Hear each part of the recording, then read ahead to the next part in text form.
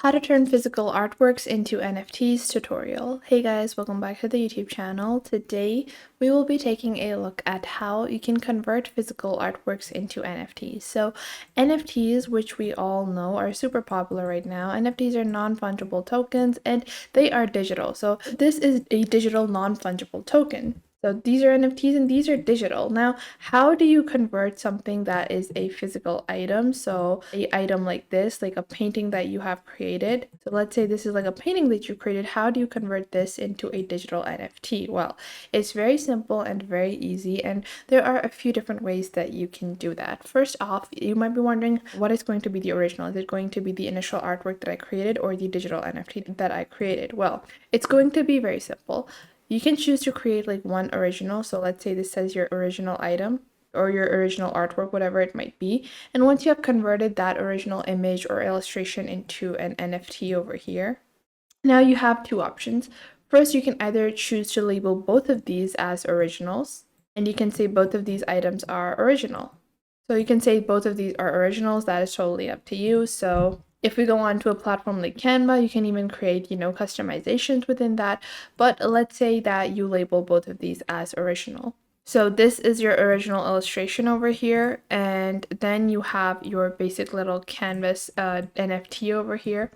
And let's say this is the NFT. Now, if you label both of these as original, you have two options. Either you can choose to sell them both independently to different creators or investors or to different collectors. You can give it to two individual people. Maybe you give the physical illustration to someone that is interested in physical artwork or paintings, and you give the NFT to an NFT collector. That is your choice. Or you can choose to sell them both to one individual creator. So you can just take both of these and you can just add both of these together and provide them to one individual creator. So instead of just selling them both independently, you can sell them both together. So you're going to be selling the NFT and the artwork to the same person. Or you can either choose another format, which could be known as a freebie, where whoever is purchasing the NFT, so whoever is taking the digital artwork from you, you add the physical artwork as a plus point, and then they can choose whether or not they want to declare both of these artworks as original. So that could be their choice. Now,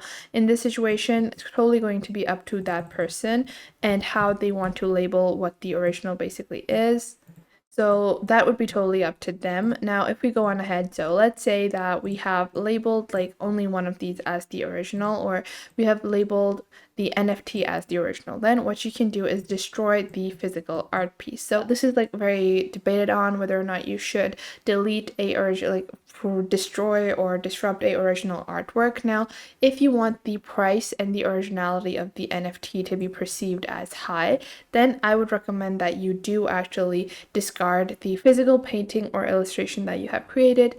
The reason for that is because if you have a physical illustration, then you can make copies of the illustration, and the value of art is because it is a unique individual piece. And if the NFT has a physical illustration that is available, then it's not going to hold up the same amount of value as a NFT that is absolutely unique, that has nothing similar of the sort. So what you can do is you can add this as a freebie to the NFT and then leave it to the person that is purchasing the NFT from you to decide whether or not they want to declare both of these as originals or destroy the original one.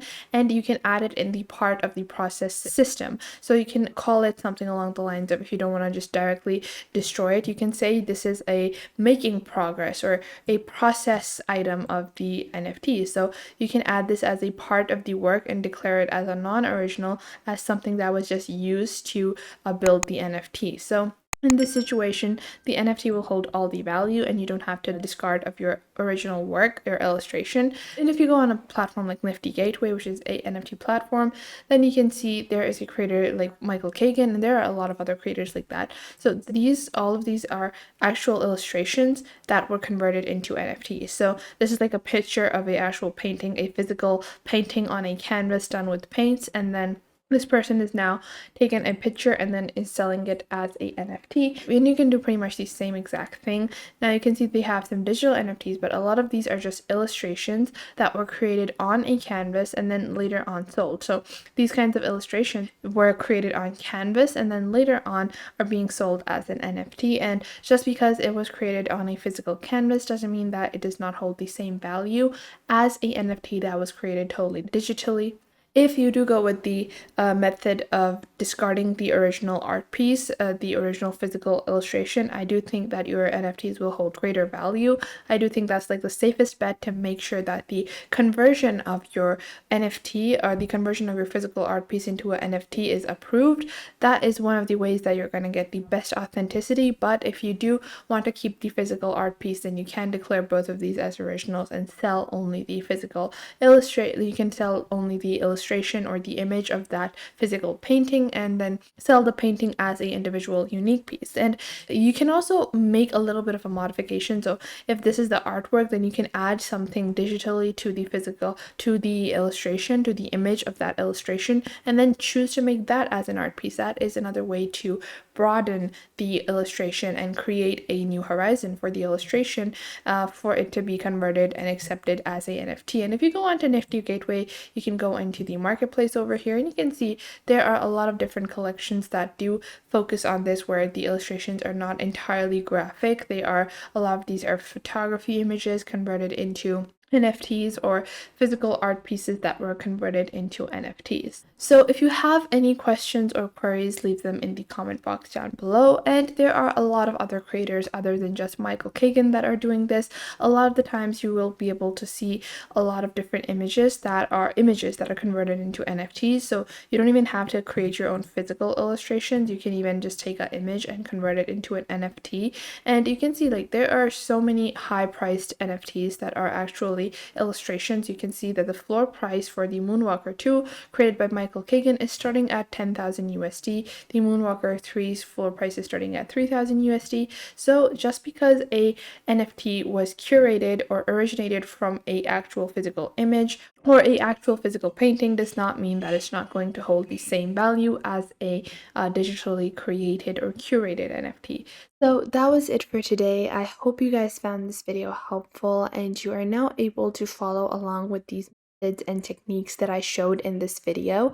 And if you found them helpful, make sure to share them with someone you might think that may need these. Share them with your friends, with your family, with your cousins, and share them with any business partners that you might have. And it might help you guys a lot to know all of these techniques and to follow along. And if you enjoyed this video, I would recommend that you please leave a like. And if you have any questions regarding this video, regarding any other video, or regarding any social platform, then you can definitely ask me in the comments down below, and I will try to answer as soon as possible, because that is the point of our YouTube channel. I want to show you guys on how to glide through these platforms and how to easily navigate and fulfill the purposes that you want to do with these social platforms. And if you have any details that you might want to know, any suggestions, any improvements that you think that I could add on to these videos, then please do leave them in the comment box down below and I will make future videos according to those. And if you have any specific topics that you look forward to, also leave those in the comment box down below and I will try to make videos on those as well. And make sure to subscribe to our YouTube channel and check out other videos. And if you feel like some other video might be helpful to someone else, make sure to share our videos with your friends and family as well.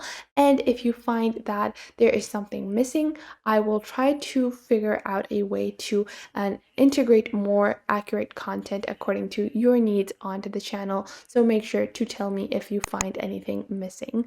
So that was it for today. Make sure to leave a like and subscribe to the YouTube channel, and I will catch you guys in the next video.